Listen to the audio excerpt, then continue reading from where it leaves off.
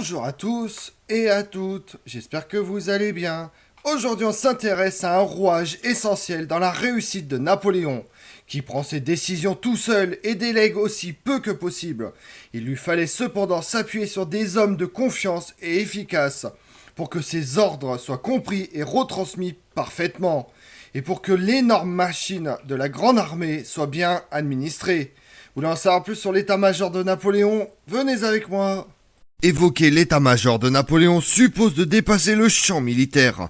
En effet, l'empereur est d'abord un dirigeant politique qui prend personnellement la tête de la grande armée, c'est-à-dire de la portion de la force destinée à opérer sur le principal théâtre d'opération. Cette confusion des rôles est à l'origine de l'apparente complexité du grand quartier général impérial. Le point fondamental réside dans le fait que Napoléon décide seul sans s'appuyer sur la réflexion collective et les propositions de l'équipe de spécialistes qui constituent un état-major moderne. Son mode de travail, fondé sur la médiation pour reprendre ses propres termes, est caractéristique de sa personnalité, marquée par d'exceptionnelles capacités de synthèse. Le trait immédiatement perceptible du grand quartier général impérial demeure sa segmentation en trois entités. La première, la maison militaire de l'empereur, est le véritable centre opérationnel et mêle les trois niveaux décisionnels: stratégique, opératif et tactique. L'état-major de l'empereur, dirigé par Berthier, et l'administration générale de l'armée aux ordres de l'intendant général ne sont en revanche que des appendices destinés à assurer le fonctionnement de la grande armée. Fils d'un officier anobli, Louis-Alexandre Berthier fait l'école du génie et accompagne le corps de Rochambeau en Amérique. Colonel en 1778, il exerce des fonctions d'état-major sous la Révolution et devient en 1796 chef d'état-major de l'armée d'Italie sous le général Bonaparte. Maréchal en 1804, quoique piètre chef de guerre, il excelle en tant que major général de la Grande Armée jusqu'en 1814. Rallié aux Bourbons, il meurt défenestré en Allemagne dans des conditions suspectes pendant la campagne de Waterloo. La maison de l'empereur est le seul organisme permanent de commandement dans la mesure où les collaborateurs que Napoléon emmène en campagne sont ceux qui l'emploient à Paris. Dirigée par le grand maréchal du palais du Roc et par le grand écuyer Caulaincourt, elle-même subdivisée en trois branches. La première regroupe préfet du palais, chambellan et domestiques qui assurent la vie matérielle du souverain, logement y compris sous tente, alimentation, santé. Caulaincourt joue un rôle fondamental car il est responsable des déplacements. Il a sous sa houlette voitures, berlines, bureaux, attelages ainsi que 130 chevaux de selle répartis en 10 brigades. Cet équipage imposant doit garantir en permanence la mobilité de Napoléon et de son entourage immédiat. Fils d'un capitaine de dragons anobli, Christophe de Michel Duroc, dit Duroc, et artilleur de formation aide de camp de Bonaparte en Italie, où il est blessé. Il commande sur le terrain et assure des missions diplomatiques. Grand maréchal du palais en 1805, il se bat à l'occasion, ce qui lui vaut un boulet mortel à Bautzen en 1813. Issu de la haute noblesse d'épée, Armand de Caulaincourt entre dans la cavalerie en 1787, puis devient aide-de-camp de Bonaparte, qui le distingue et lui confie ses missions diplomatiques complexes, notamment en Russie, dont il est épris. Grand écuyer en 1805, ministre des Affaires étrangères en 1813, il renonce à la politique en 1815. Confident de Napoléon, il laisse des mémoires remarquables. Enfin, le cabinet, à la fois organisme de gouvernement et centre opérationnel, a pour cœur le secrétariat composé de rédacteurs de toute confiance. Bourrienne, puis Ménéval et Fesne, auquel s'ajoute le commis archiviste Barry. Et à partir de 1809-1810, Mounier et Despotons. Soucieux de ne pas perdre de temps, l'empereur dicte lettres et instructions aux secrétaires en titre ou de circonstances disponibles. Ce brouillon est recopié immédiatement par un commis, corrigé par Napoléon, puis mis au propre et présenté à la signature du souverain. Toute la correspondance pour les armées, la France ou les puissances étrangères passe ainsi par le secrétariat. Des auditeurs au Conseil d'État assurent entre Paris et le grand quartier général impérial des liaisons régulières, exceptionnellement interrompues quelques jours durant la retraite de Russie. Décider avec un maximum de rationalité suppose également un système de renseignement et une bonne appréhension de l'espace géographique. La question secrète est confiée au général Safari, puis à partir de 1812 à un auditeur au Conseil d'État. Le Lorgne d'Indeville, par ailleurs beau-frère de Fane. Ce collaborateur direct de Napoléon gère les interprètes et les espions envoyés en zone ennemie, transmet les comptes rendus importants ou rédige éventuellement de courtes synthèses à partir des rapports transmis par Berthier, sachant que l'empereur dispose parallèlement des renseignements des ministres parisiens obtenus par le réseau de diplomates ou de Fouché. Curieusement cependant, ces données ne sont jamais affectées à la double cotation permettant d'évaluer la fiabilité de la source et la vraisemblance du fait, si bien que Napoléon juge seul de la valeur à accorder à ces informations. Un ingénieur géographe, Baclé d'Albe, aidé de 2 commis, anime quant à lui le bureau topographique, réunissant les cartes du théâtre d'opération, y portant les positions de l'adversaire. Il travaille directement avec l'empereur.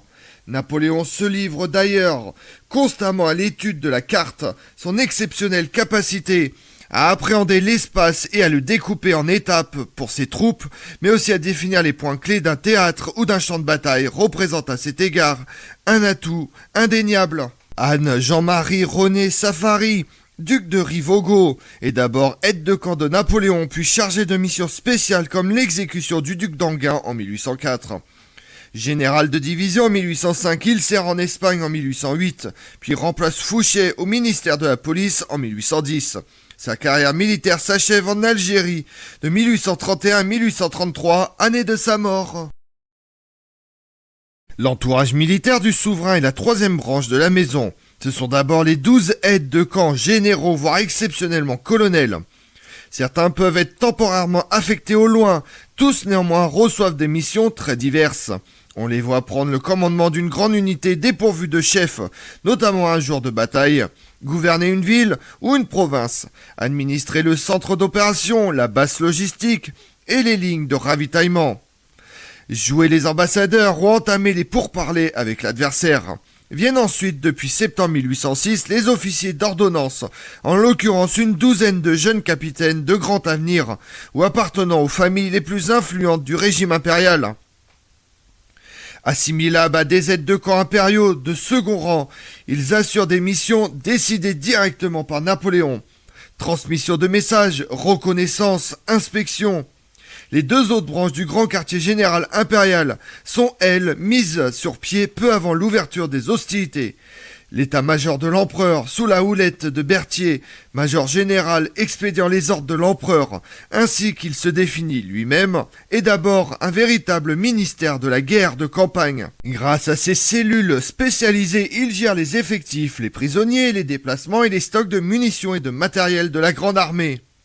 Berthier a d'ailleurs de 1802 à 1807 cumulé les fonctions de ministre et de major général, jusqu'à ce que le souverain, conscient de l'énormité de la tâche, le décharge du ministère, confié désormais au général Clark, qui reste à Paris.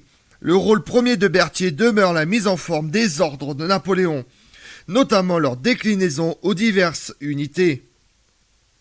Leur transmission, tâche essentielle pour laquelle on utilise des cavaliers temporairement affectés au service du grand quartier général impérial ou des aides de camp, sachant que toute dépêche d'importance est confiée à un officier, et enfin la vérification de leur exécution. L'administration générale de l'armée constitue la 3e branche. L'intendant général dirige les commissaires de guerre et les employés des régies. Ce personnel, essentiellement civil, dépend du ministère de l'administration de la guerre, créé en 1802. Il est chargé d'organiser la vie matérielle des troupes dans les domaines aussi divers que la solde, les vivres, le logement, l'habillement, les transports, le service postal, l'imprimerie ou le service de santé. Au fil des années, une dichotomie s'est là aussi établie. Paris traite les questions dans l'Empire et le Royaume d'Italie, tandis que l'intendant général s'occupe de la grande armée. La mission est complexe, car il faut passer des marchés dans les pays conquis ou alliés afin de réunir les chevaux, approvisionnements et fournitures qui font défaut, en signant éventuellement des contrats avec des entrepreneurs locaux. Le recours onéreux aux spécialistes du cru est fréquent. Les troupes impériales louent si besoin le service de charretiers, de bateliers, de bourliers, de tailleurs, de cordonniers, de boulangers, chirurgiens ou pharmaciens. Il convient également d'organiser et de percevoir les réquisitions, car en pays vaincu, la guerre nourrit la guerre. Sans l'administration générale qui le plus souvent improvise, aucune manœuvre de longue haleine n'est possible, la maraude n'étant qu'un palliatif aussi provisoire que destructeur. Nul ne s'étonne donc qu'un inspecteur en chef au revu, chargé des effectifs et de la solde, jouisse de prérogatives analogues à celles des généraux de division, ou que des commissaires de guerre responsables des divers aspects logistiques soient présents à tous les échelons de la hiérarchie à partir du niveau divisionnaire. Habituellement protégé par un détachement de la garde, le grand quartier général impérial suit l'armée, s'établissant à peu près au centre du dispositif d'ensemble, se déplaçant sur ordre de l'empereur, qui est l'horloge sur laquelle tout se règle. Cette mobilité est d'autant plus aisée que l'organisme en lui-même n'a rien de démesuré, peut-être 400 à 500 officiers et employés, disposant de voitures, de caissons, à archives, d'attelages et de chevaux de selle. De plus, tous ne sont pas présents en même temps. Une partie de l'administration générale a coutume de s'établir dans une ville un peu en arrière de la zone des opérations. De même, les nécessités de service amènent un certain nombre d'officiers ou de commissaires à accomplir des missions à l'extérieur. Le volume total de personnel n'est donc pas énorme, même en comptant les domestiques qui suivent généraux et civils de haut rang et se chargent des bagages et de la vie courante de leur employeur. Sur le fond, les ordres demeurent très concis par rapport à la pratique actuelle et leur rédaction ne suit pas des contextures imposées. Ils s'avèrent très généraux lorsque l'armée est dispersée afin de laisser aux commandants de grandes unités la marge d'initiative qu'exigent les élongations et la lenteur des liaisons à cheval, 8 à 9 km par heure en moyenne, car les estafettes ne disposent pas de cartes et se déplacent en partie la nuit. Ils deviennent en revanche plus précis à mesure que l'armée se concentre en vue de la bataille, pour revêtir, lors de cette dernière, la forme d'instruction brève et dépourvue d'ambiguïté.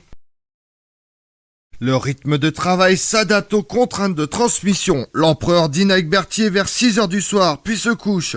À partir de minuit, arrivent les rapports des corps d'armée. Après avoir pris connaissance, Napoléon dicte ses ordres jusqu'à 4 ou 5 heures du matin. Il se recouche alors un court moment ou entame directement sa journée. De leur côté, les courriers à cheval partent dès qu'ils ont l'instruction pour arriver à destination le matin. Dans le cas où l'armée est concentrée, les commandants de corps d'armée les retransmettent alors au plus vite à leurs divisionnaires. La troupe qui a eu le temps de manger la soupe quitte son bivouac en début de matinée et marche jusqu'en fin d'après-midi. Les comptes rendus journaliers envoyés à la fin de soirée sont ensuite remis à l'empereur entre minuit et 1 heure du matin. Ce système simple et bien rodé explique en partie la rapidité de mouvement qui prend de vitesse l'adversaire, d'autant que la confusion des rôles politiques et militaires permet à l'empereur d'éviter les navettes chronophages préludant aux prises de décision. Tous les observateurs notent également le calme et l'organisation qui règnent au grand quartier général impérial. Procédures de travail et domaines de responsabilité sont clairement définis. L'ordre est assuré par la compagnie des guides et les escadrons de gendarmerie d'élite, par ailleurs chargés du service des prisonniers, des trophées et des missions de prévôté. La contre-ingérence, c'est-à-dire les recherches d'espions infiltrés, s'avère une préoccupation constante. L'empereur n'en demeure pas moins en permanence au sein du quartier général, où il se consacre indifféremment aux tâches politiques, diplomatiques, administratives et militaires, sans compter les déplacements mis à profit pour travailler dans sa berline bureau.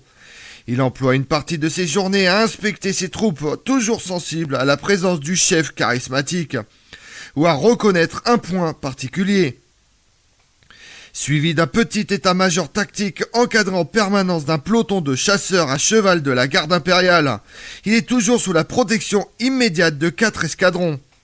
Ce système s'avère efficace puisqu'il faut attendre la retraite de Russie pour voir en une occasion les membres de son entourage immédiat contraints de tirer l'épée. Les états-majors des armées secondaires en Italie, en Espagne, au Portugal et des espions de manœuvre, corps d'armée et divisions sont organisés de façon analogue. L'entourage immédiat du général réplique de la maison un état-major proprement dit et des représentants de l'administration. La légèreté des structures est constante, une quarantaine de personnes au corps d'armée, une quinzaine pour un corps de cavalerie, une douzaine pour une division d'infanterie, moins encore pour une division de cavalerie. Seule la garde, qui ne cesse de croître et conserve son autonomie, finit par posséder à la fin de l'Empire l'ensemble des services d'une armée, ce qu'elle est numériquement. Le poids matériel est également dérisoire. Un état-major de division n'a qu'un seul caisson à archives tiré par 4 chevaux. Le caisson à archives contient notamment une caisse compartimentée qui permet de transporter les documents et imprimés nécessaires et peut se transformer en bureau de campagne. Celui d'un corps d'armée est à peine plus important. L'alourdissement progressif constaté au fil des années résulte de l'embourgeoisement de l'encadrement, en l'occurrence généraux et maréchaux, désireux de jouir d'un plus grand confort et non d'une complexification du système. Au bout du compte, le grand quartier général impérial, création spécifique de Napoléon, évolue peu dans sa structure de 1805 à 1814 et ne suit pas l'inflation des effectifs combattants, destiné avant tout à fournir à l'empereur les moyens de décider et non à produire des plans de campagne ou de bataille.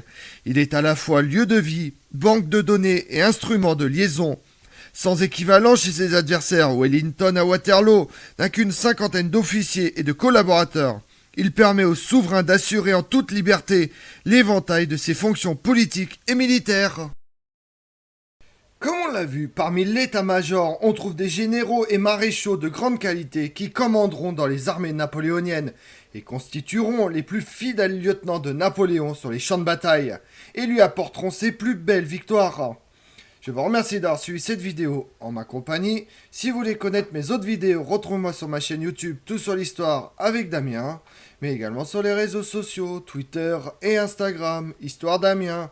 Et pensez à liker, commenter et vous abonner. Je vous remercie à tous.